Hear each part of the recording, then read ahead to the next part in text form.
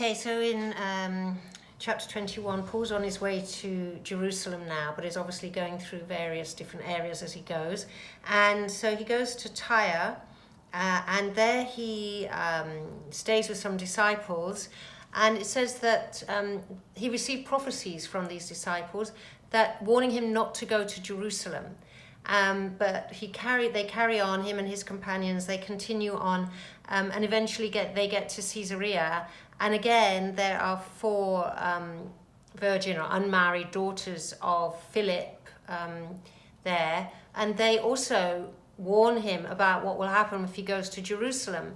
And then there's another prophet called Agabus who comes up from Judea, and as a prophetic gesture, he actually binds the hands and feet, his own hands and feet, and with Paul's belt, and says the one whose belt this is going to be bound by the Jews in Jerusalem and handed over to the Gentiles. So Paul's received a lot of warnings about what is going to happen in Jerusalem, and some people have taken that to mean that he should have heeded those warnings and listened to the Holy Spirit and not gone. But the other way of looking at it is that in a similar way to Jesus, who knew what was going to happen when he went to the cross, but for the joy set before him, he went, despite the fact that the people around him, all of Jesus's disciples, were begging him not to go. And it's a kind of a similar situation here, I think, where the Holy Spirit is showing what's going to happen, and actually that is what happened, but it's not to tell him not to go, it's just to give him warning of what's going to happen so that he's prepared for it. But it's the other people around him who love him and don't want him to put himself into that situation, who are trying to stop, if you like, the will of God being done in the same way they did with Jesus. So I think that's probably more like it, because actually when he went to Jerusalem, if he hadn't gone to Jerusalem, he would have never got to Rome. So he goes on to Jerusalem, and when he gets there, he's walking into the real heart of Judaism now. The temple is still standing, the sacrifices are still going on, and even at the day, the Feast of Pentecost, which was the Jewish festival as well, there'll be pilgrims coming in from all over the kingdom, or the area into which he's been preaching. So Jerusalem at this time was a magnet for Jews coming in, pilgrims coming into the city, and so he goes up to see the James and the elders and the sort of council of Christians there, and he tells them what God has been doing and about everything that's been happening, and they all glorified God, but they said, see how many myriads of Jews there are who have believed, and they are all zealous for the law. So they believe that Jesus is the Messiah, but they're still zealous for the law. And so what they're saying to Paul is that we need you to sort of tread this line now of making yourself acceptable to these believing Jews, because rumor has it that according to these believing Jews, that Paul has been encouraging Jewish believers not to have their children circumcised, not to follow the laws of Moses, whereas actually the council sent out that letter earlier on, if you remember, to the Gentiles that they shouldn't eat strangled meat, that they don't need to follow the law of Moses, but they shouldn't eat.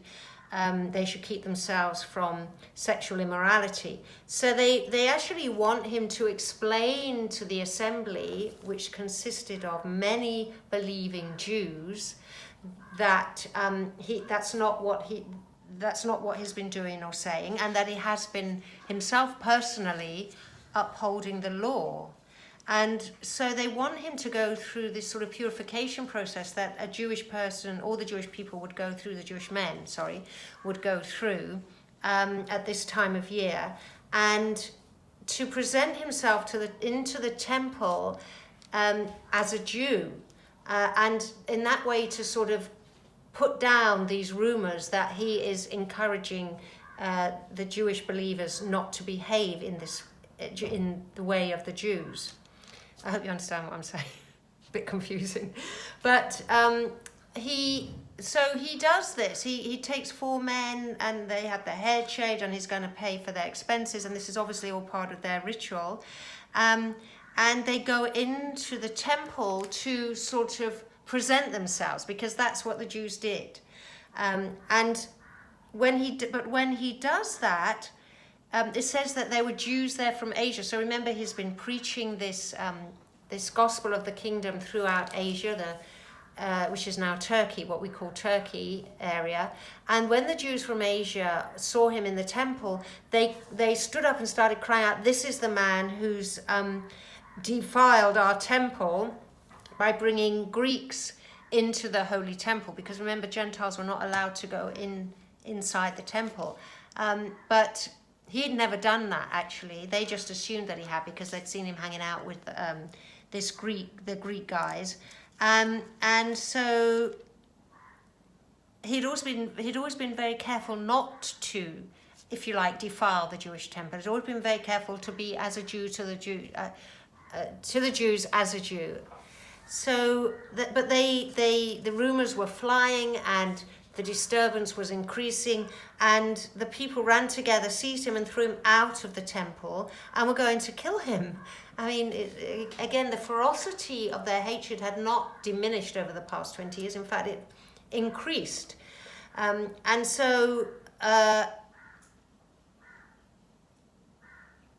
the commander of the garrison, when he heard this commotion that was going on, was immediately concerned, because Jerusalem was the hotbed, if you like, of the Jews, but it was also for the zealots, and any trouble that was arising would normally come from Jerusalem, and there would be a lot of rebels that had come up and tried to go against the invading forces, in this case the Romans. So throughout the whole history there had been many clashes between Jewish zealots and the overpowering power, whether it was the Babylonians, the Persians, the Greeks, or now the Romans. So they were very quick to quell any uprising, and assuming this to be a case like that, the commander grabbed his soldiers and they ran down there, and then as soon as the crowd saw that, they stopped beating up Paul. But the commander bound Paul with 2 chains and takes him off towards the barracks, and he's asking the multitude what's going on here, and somebody's shouting one thing, somebody else is shouting the other. And then as Paul was about to be led to the barracks, he asked the commander, "Can I please speak to you?" And the commander sort of says, "Aren't you that Egyptian rebel leader who's roused up 4,000 assassins in the wilderness?" And he's thinking that Paul is some major leader of a rebel group, and a terrorist, or what you would call a terrorist group, if you like, these days. And he thought he was somebody like that.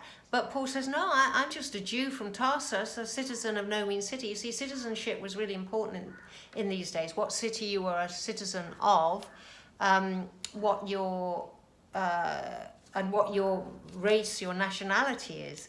So Paul asks the commander if he can speak with the people, and the commander gives him permission to do that.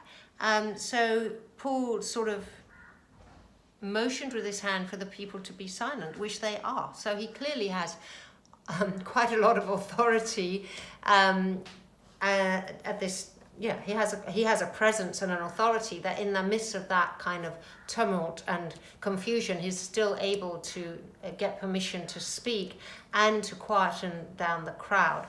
And what he has to say we'll hear in chapter 22.